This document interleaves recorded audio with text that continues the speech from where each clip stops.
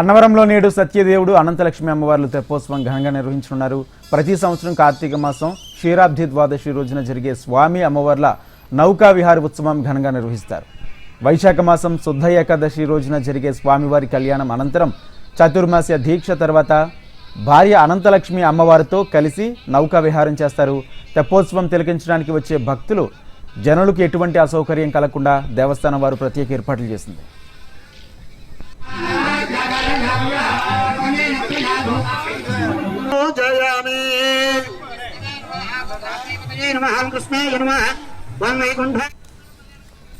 కైశిక ద్వాదశి పర్వదినాన్ని పురస్కరించుకుని శ్రీవారి ఆలయంలో కైశిక ద్వాదశి ఆస్థానం వేడుకను జరిగింది.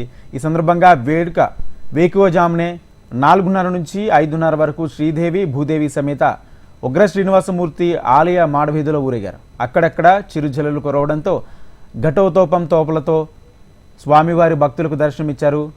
వెంకట తురేవార్ స్నప్పభెరంగా పిలిచే ఉగ్ర శ్రీనివాసమూర్తి శ్రీదేవి భూదేవి సమేతంగా ఒక్క కైశిక ద్వాదశి రోజు మాత్రమే సూర్యోదయానికి ముందు మాడవీధిలో ఊరేగిస్తారు.